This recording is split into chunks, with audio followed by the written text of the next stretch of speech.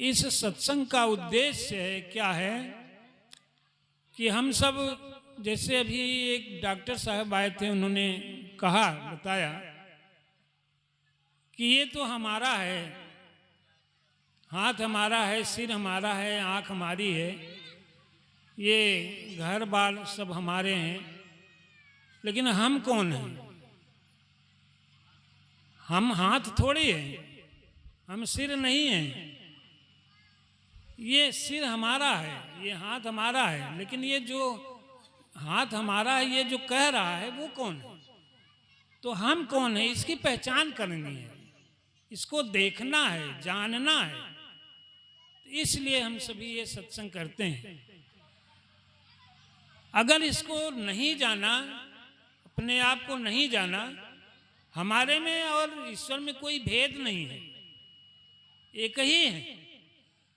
तो इस चीज को अगर हम नहीं जाना तो हमारा मानव जीवन का कोई मतलब नहीं हुआ, क्योंकि सभी जीव जंतु हैं, पशु हैं, पक्षियां हैं, तमाम प्रकार के जीव जंतु हैं, हाथी है, घोड़ा है, सुअर है, बकरी है, नीलगाय है, तमाम वृक्ष हैं, पौधे हैं। तो ये सभी भी भाई भोजन करते हैं, खाते पीते हैं, सब जानवर चिड़िया, और अपनी संतान बढ़ाते हैं, सोते भी हैं। वही काम आदमी भी करता है, खाना खाता है, कमाता है पेट के लिए, अपना संतान वृद्धि किया और रात में सोया, दिन में काम किया, बस चला गया। तो इसके लिए हमारा ये जीवन नहीं मिला है।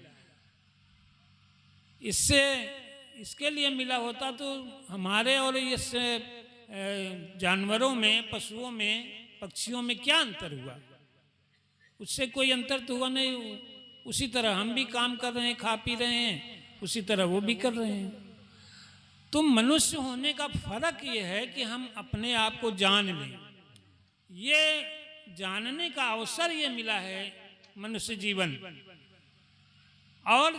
और योनियों में और जीव जंतु में, पशु पक्षियों में ये अवसर नहीं मिला है, ये नहीं हो सकता। वो अपने आप को नहीं जान सकते, भगवान को नहीं जान सकते, सत्संग नहीं कर सकते, भगवान का ध्यान नहीं कर सकते। तो ये हमको ये मौका मिला है, तो हम इसको करें, इसलिए मिला है। तो हम अपने आप को जाने, भगवान को जाने। तो भगवान को जानने का तरीका हमको नहीं मालूम है।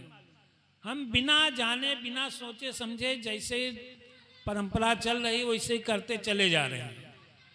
कुछ सोचते नहीं कि ये हम क्यों कर रहे हैं, इसका हमें फायदा क्या है, इससे भगवान हमको मिलेगा कि नहीं मिलेगा। केवल करते चले जा रहे हैं, देखी देखा परंपरा चल रही है। जैसे आजकल आप सब देख ही रहे हैं कि कांवड़ यात्रा लेके जा रहे हैं, तो उनको खुद नहीं पता कि शंकर जी कहाँ हैं। उनको जल हम चढ़ाएंगे, उनको मिलेगा कि नहीं मिलेगा, और शंकर जी हैं कौन ये भी नहीं मालूम। तो इस बारे में सोचें, विचार करें। हमारे रामायण, हमारे गीता, हमारी वेद, उपनिषद सब ये कह रहे हैं कि भगवान सर्वत्र है, सर्वव्यापक है, हर जगह है। एक सरसों डालने की जगह नहीं बची है जहां की भगवान ना हो। हमारे हृदय में है, सभी कहते हैं। जो भगवान को जान रहा है वो भी कहता है, जो नहीं जानता वो भी कहता है कि भगवान तो सब जगह है भैया, भगवान हमारे हृदय में, हमारे मन में। तो कहने को तो कह देते हैं। तो जब ये आप कह रहे हैं, ये लिखा हुआ है हर जगह, बड़े बड़े महात्मा, बड़े बड़े ऋषि मुनि लिख के गए हैं, तो इनकी बात पे विचार करना चाहिए कि भगवान, कहा गया है कि भगवान सब जगह है, सर्वत्र है, सर्वशक्तिमान है। तो उस पर विचार करें, उसको देखें, उसको पता लगाएं, उसको जानें। तो यहीं पर भगवान की पूजा करिए, यहीं पे जल चढ़ाइए, यहीं पे उनको लड्डू खिलाइए, असलियत जान लीजिए। तो साध संगत जी, इसलिए हम सब ये सत्संग जगह जगह लगाते हैं कि असलियत जान लीजिए। हमारे सदगुरु बाबा मेहताब सिंह जी ने ये ज्ञान फैलाया। हमारे बाबा करमचंद जी, बाबा शिवमंगल जी एक के बाद एक इस ज्ञान को प्रचार कर रहे हैं।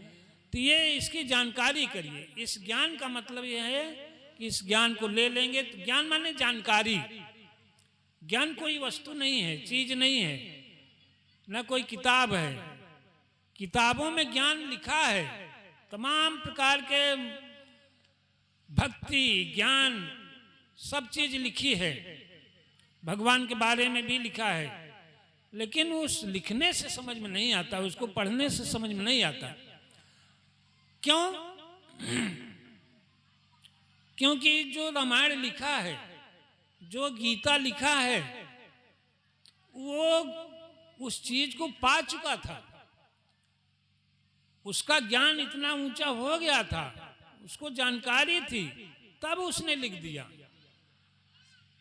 तो वही ज्ञान, वही दृष्टि जो लिखने वाले के पास थी, जो दृष्टि, जो ज्ञान, वही ज्ञान जब हमको मिलेगा, वही दृष्टि जब हमको मिलेगी, वही बुद्धि जब हमको मिलेगी, तब तो हम उसको समझ पाएंगे जो उसने लिखा है। जब तक वो ज्ञान, वो दृष्टि, वो बुद्धि हमको नहीं मिलेगी, तब तक उसका लिखा हुआ हमको समझ में नहीं आएगा। क्योंकि लिखने वाला उस चीज को पा चुका था, उस ऊंचाई तक, उस ज्ञान तक पहुंच चुका था। तो वो ज्ञान हमको पहले प्राप्त करना पड़ेगा।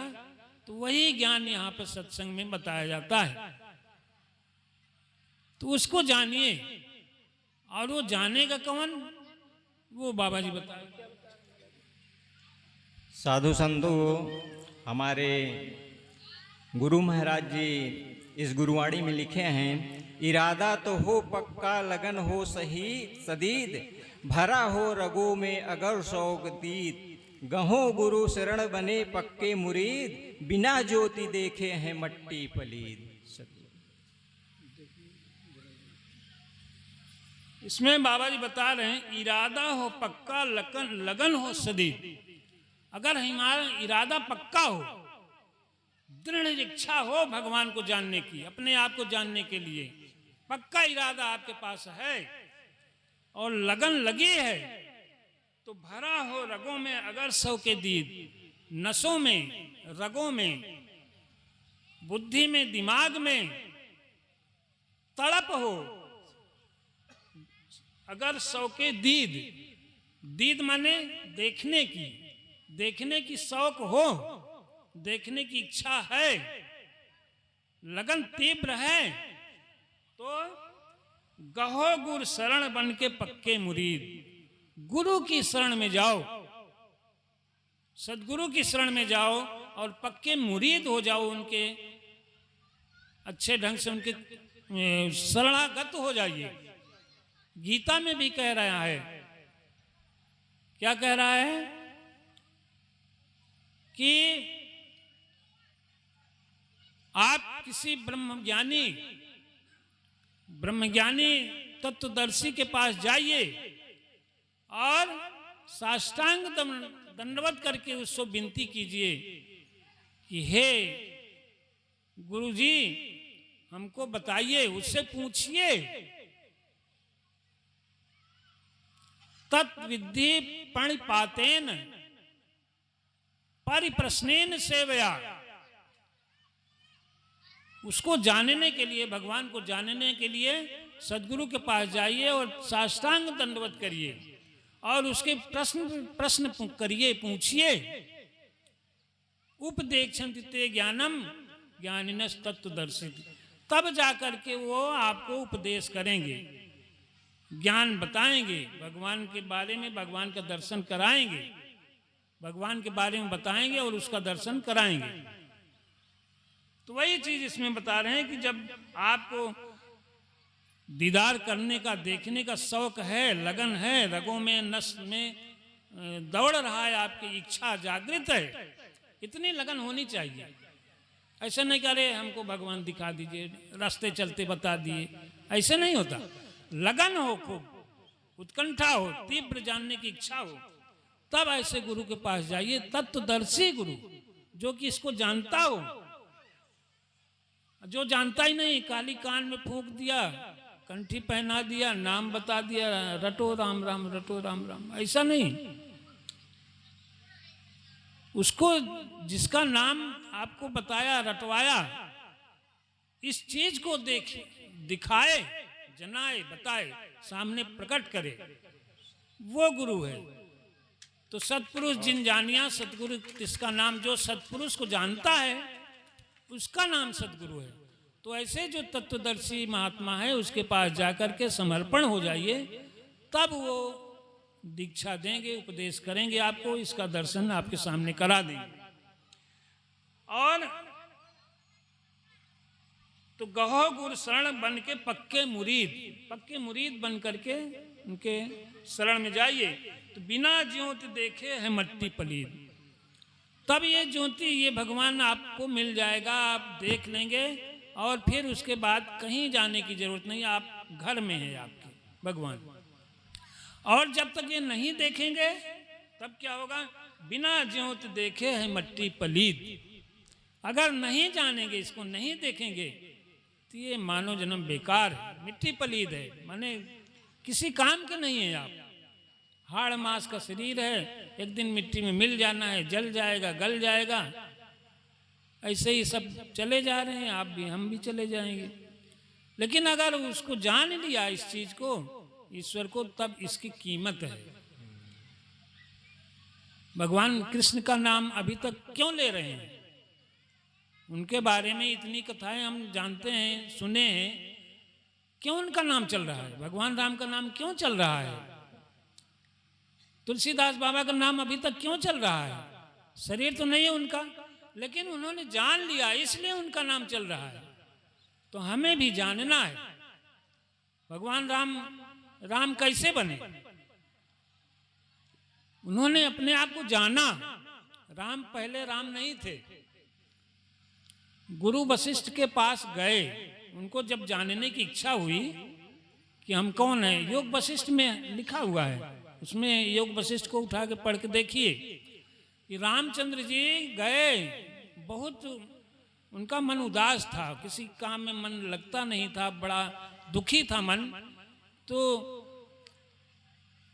वे गए उनके पास, वशिष्ठ जी के पास, कुटिया पे गए, तो दरवाजा खटखटाया, तो अंदर से वशिष्ठ जी बोले कौन?